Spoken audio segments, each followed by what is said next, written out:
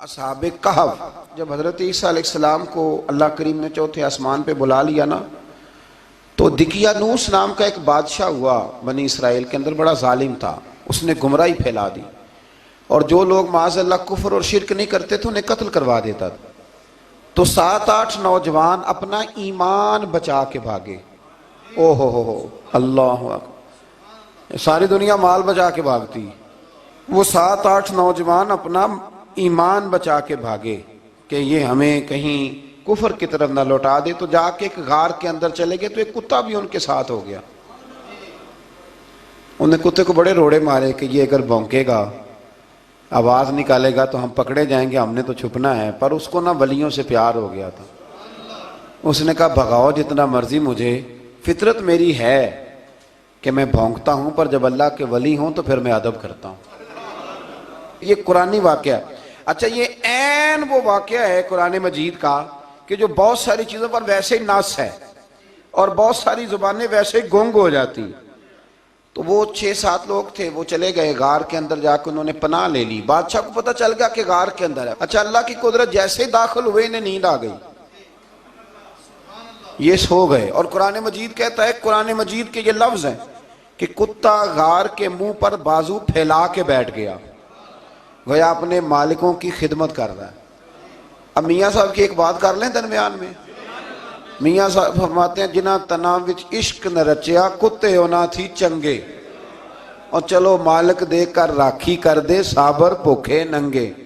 ये देखो ना कि इतना तो उनके अंदर भी कमाल है। अपने ना दोनों बाजू फैला के, कुत्ता भी गार पे बैठ गया। इनको नींद आ गई। बादशाह ने पता कराया, कहाँ भाग के गए? तो कहा वो गार के अंदर है। बादशाह कहने लगा कि इनकी सजा ये है कि एक दीवार चुन दो गार के मुंह में, गार कोई बंद कर दो।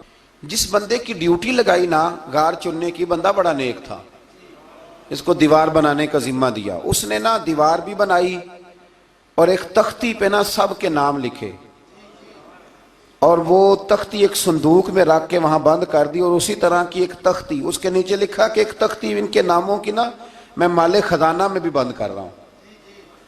अल्लाह तबारक व तआला की कुदरत के 300 साल तक सोए रहे। 300 साल के बाद इस तरह हुआ कि हुकूमतें बदल गईं। बैदरूस नाम का एक बादशाह आ गया, वो बड़ा नेक दिल था। उसने हर तरफ हजरत ईसा अलैहिस्सलाम की शरीयत का फिर से नारा बुलंद किया। अब ना कुछ लोग ऐसे थे जो मुनकर हो गए थे कि मरने के बाद दोबारा कैसे उठेंगे। बादशाह एक दिन उजरे में गया, जाके दुआ मांगी, या अल्लाह कोई ऐसी बात दिखा जिससे लोगों का ईमान पक्का हो जाए। इस तरह के भी बादशाह हुआ करते थे। तो रब करीम ने कहा, मैंने तो पहले एक राज छुपा के रखा हुआ है, खोल देते हैं। उसने दुआ मांगी और इधर क्या मामला हुआ, एक चरवाहा बकरियां चराने वाला वहां से गुजरा। उसने सोचा ये दीवार है, अगर इसका मुंह खोल लूं ना कभी, तो मेरी बकरियां यहां थोड़ा सा धूप के अंदर सस्ता लिया करेंगी। उस चरवाहे ने क्या किया कि उसने वो दीवार गिराई ताकि मेरी बकरियां अंदर जाया करें। वो दीवार गिराई तो उसने अंदर 6-7 लोग सोए हुए देखे और कुत्ता भी सोया हुआ देखा। अल्लाह तबारक व तआला अपनी कुदरत से, अपने फजल से उनकी करवटें भी बदलता रहा। अपनी कुदरत से एक तरफ इंसान पड़ा रहे ना तो आज़ा गल जाते हैं, उनकी करवटें भी बदली जाती, मुनासिब रोशनी भी दी जाती, हरारत भी। उसने दीवार गिराई तो उनकी आंख खुल गई। एक दूसरे से कहने लगे, आज तो बड़ी गहरी नींद सोए हैं यार, आज तो लंबी नींद पूरी कर ली। चलो भूख बड़ी लगी है, एक दोस्त को भेजो। ये सारा वाकया कुरान मजीद में मौजूद है, मैं अपने लफ्जों में बयान कर रहा हूं। जाओ एक दोस्त को भेजो बाजार से ना खाना ले आए। पैसे वही 300 साल पुरानी करेंसी। वो जब नान भाई की दुकान पे गया ना सामान लेने, उसको पैसे दिए तो नान भाई ने हाथ पकड़ लिया, कहने लगा, मियाँ तू किधर से आया, ये कौन से पैसे?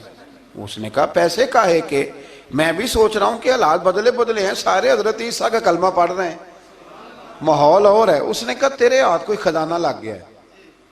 ये तो हम नाम सुनते थे कि यहाँ कोई दिकियानूस नाम का बादशाह है, कोई खजाना, बता कहाँ से लिए। शोर हुआ, हाकिम शहर तक खबर पहुंची, बादशाह तक पहुंची। उसने बताया कि भाई हम तो दिकियानूस के डर से भागे हैं, कल भागे हैं या आज सवेरे, इतना ज्यादा हमें पता नहीं, कल या आज सवेरे बस ना। इतना सा हमें याद है कि हम गए थे, बहरहाल लोग जमा हो गए, इकट्ठे हो गए, गार तक पहुंचे।